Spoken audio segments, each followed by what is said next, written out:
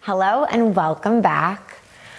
Today we're going to be talking about Pluto entering Aquarius and what we can expect from and of the Aquarian age.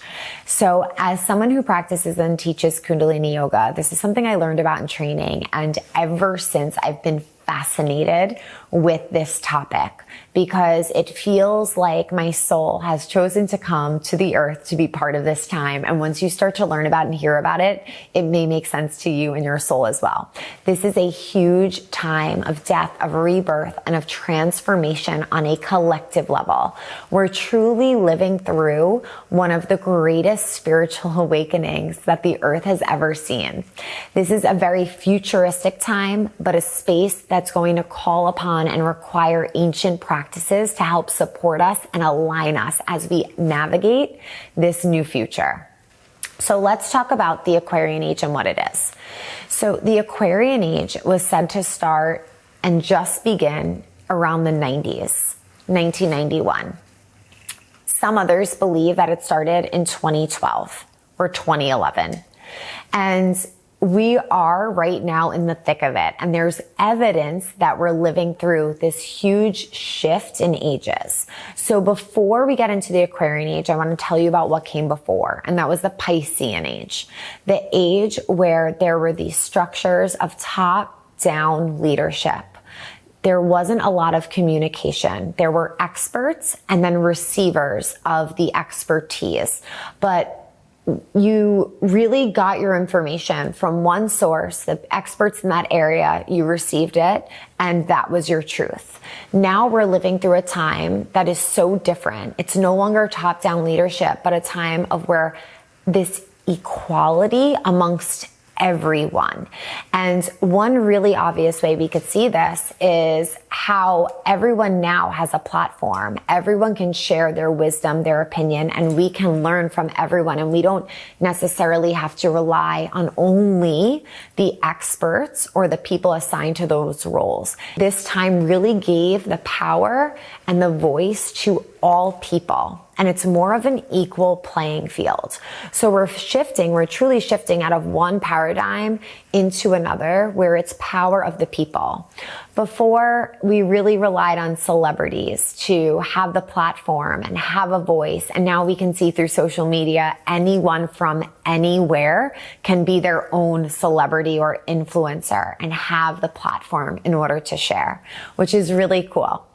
And of course, every single paradigm and stage will come with its strengths and its weaknesses, its shadow side and its light side, but that's one way we could really see this obvious transition.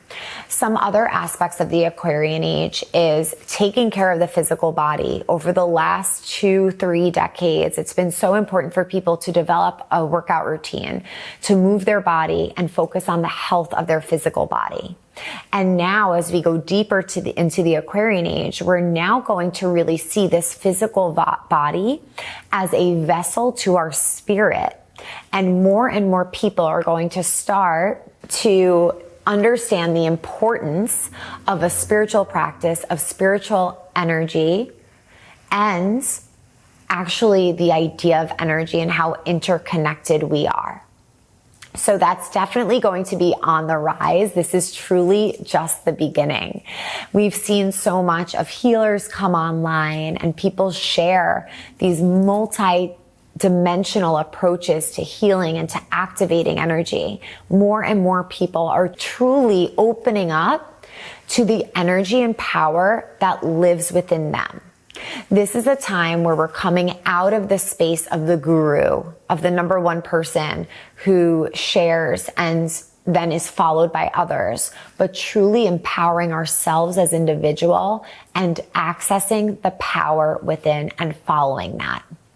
With this age, it also is known as the age of information for obvious reasons. We're actually consuming and learning more in one day during this age than people have in their entire lifetime decades before. So we can see the age of information has its own implications. You can go online, you could find something for and against something.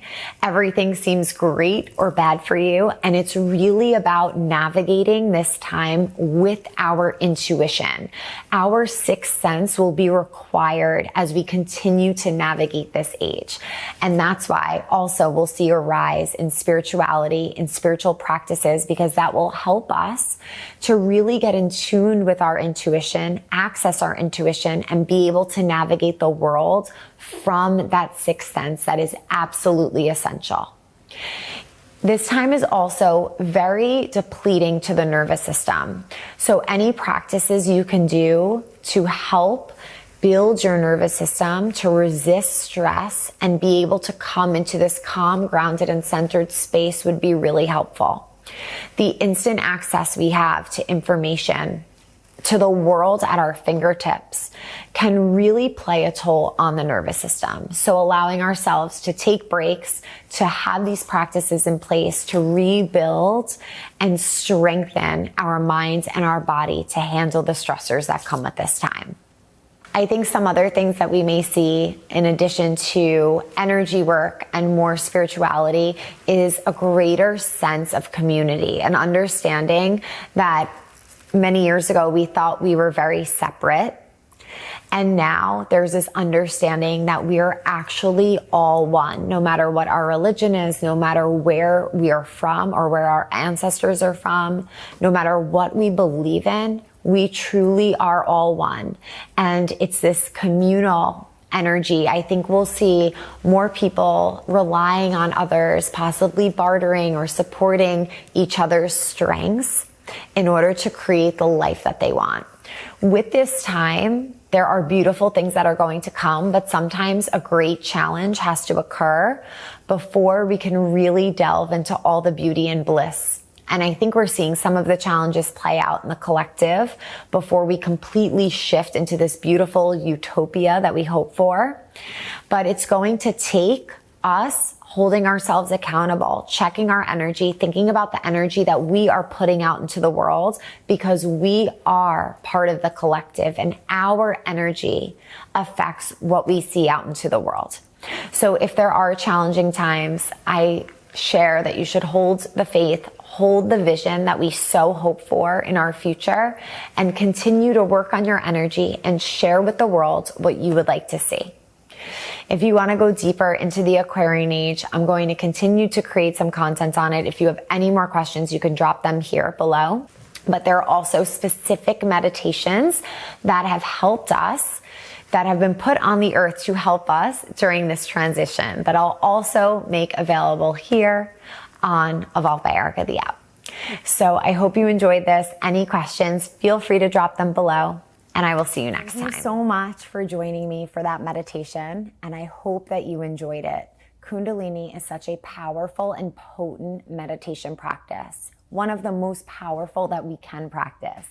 And it's amazing how much we can get done in only 3 to 5 minutes. The benefits are tremendous, and they do not stop immediately after the meditation. The long-term benefits are even more mind-blowing, and that's what really kept me coming back to the practice, wanting to study the practice and share it. You may feel immediate relief of stress and tension. Long-term benefits come with more balanced sleep, more balanced emotions, helps to clear and heal any trauma we're holding in the body, boosts our mood, helps us to activate more gratitude in our body, and even enhances our intuition. I can go on and on about the benefits. They truly are endless, and you can learn more about it here. But if you'd like to practice the longer versions of these meditations and really build a deep and long, consistent practice, you can click the link below and find hundreds of meditations, truly a meditation for everything and anything you could need. And we have those at evolvedbyerika.com. There is a 7-day free trial that you will have full access to just by clicking the link. So you could try out all the meditations there. You can also follow along with me on Instagram and TikTok at incal.xcal. I hope to see you there. Happy meditating.